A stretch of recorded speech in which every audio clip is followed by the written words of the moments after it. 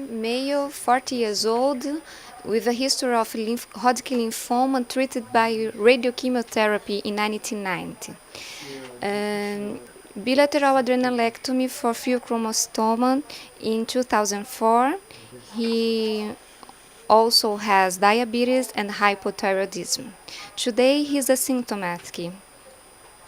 In CT follow-up, showed a peripancreatic mass of 9 millimeters, 2 negative EUS FNA with 25 gauge needle. In the image, we can see the lesion in the body of pancreas. And now you go to the room with Dr. Dietrich.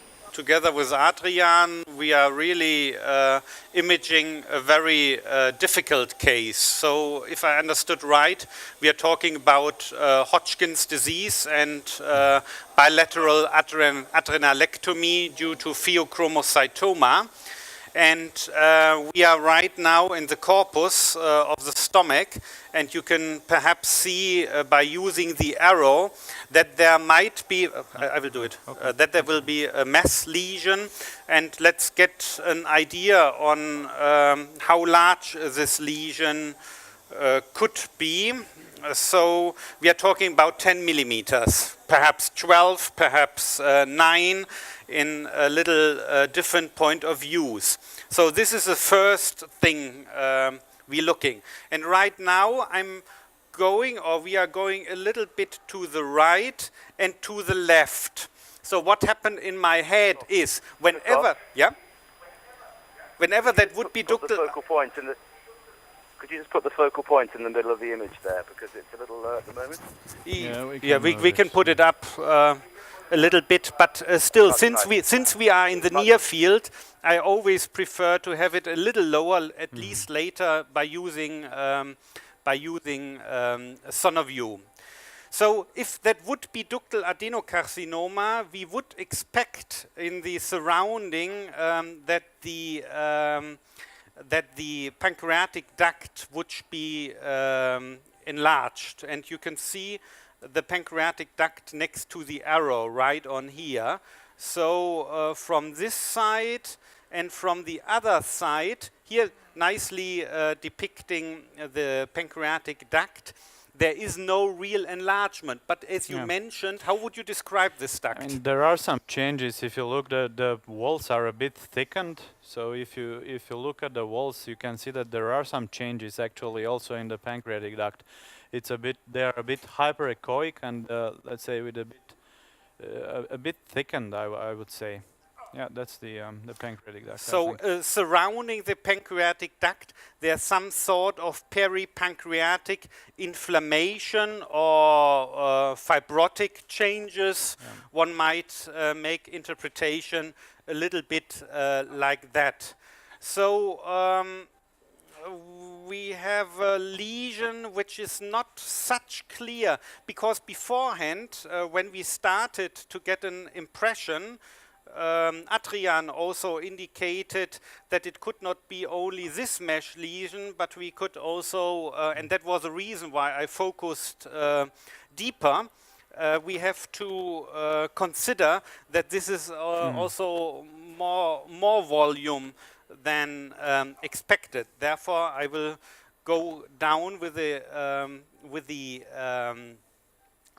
focus again, and I will reduce a little bit the frequency. So those parameters we can play with, and the mass lesion is larger than we expect.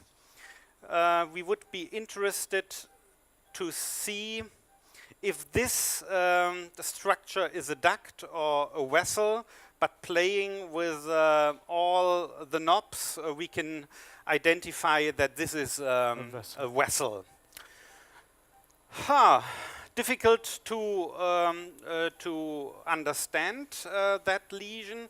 By using elastography, we have been always aware that elastography is nothing like quantitative.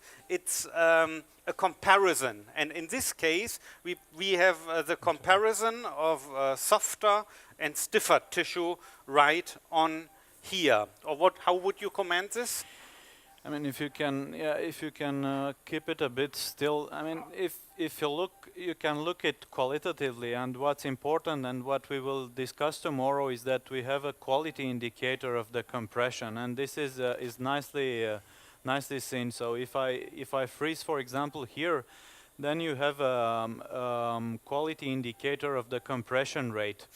So it's very nicely depicted. So you see that the curve here, it's a bit sinusoidal, so the compressions are very rhythmic. So that's what, I mean, Christoph is doing the perfect job. So that's what you need for a good, let's say, a good elastography image.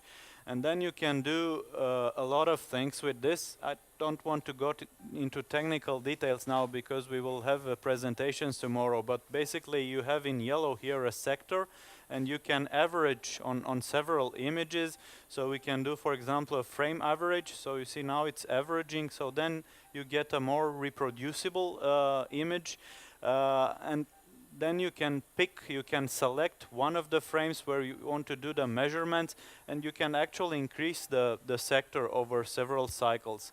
So in order to improve, let's say, the quality of the elastography, you have to be very careful of these quality indicators also. But if you look at the image, let's say, qualitatively, you see that it's probably, it's a stiff image, if I can, let's say, freeze it looks a little bit like a scar. Could you go with that? But that's a nice image. yeah, I mean, you see already that the vessel below the lesion, this is very soft because it's very compressible. So this might also induce some artifacts also in the pancreatic tissue.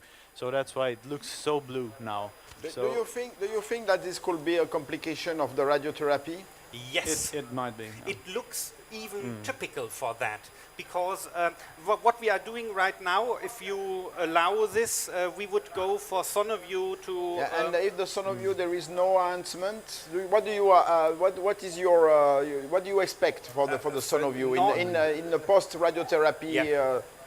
Okay, to make it keep it short and simple, normally I would expect in ductal adenocarcinoma hypovascularity and therefore hypoenhancement.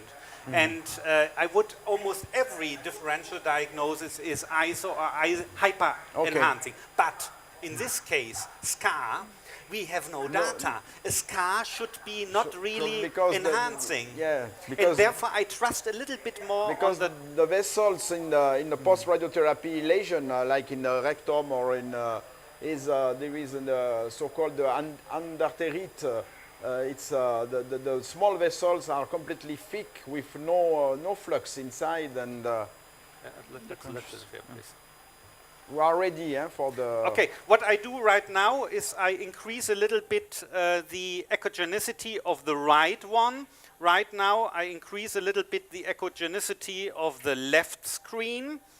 And then I will go, since we are in the near field, for the resolution mode. We have a pretty low mechanical index, which I increase for the moment because we'd like to get a yes-no response. We'd like to see if this lesion is enhancing or not. So what is your opinion about that? I prefer it even further up. So if you look on the pancreas only, you are interested in the first 2 minutes. So then you don't care too much if you destroy too many bubbles. It's okay. So now, yes, go for. Let's say 0.2. That would be that's optimal. Nice. Yeah. Okay. So why not starting? No, please. That's okay. It's flesh. It's okay. You can start now. That's good. Now we see the vessels arriving. You see it's enhancing a bit. What I'm doing is I'm looking for microbubble tracing imaging to get the best available sensitivity. And you can see nicely, at least it's ISO enhancing. That means from this point of view, it's not adenocarcinoma. Okay. So this is almost, we have that B-mode imaging, pancreatic duct, not enlarged to to the distal part.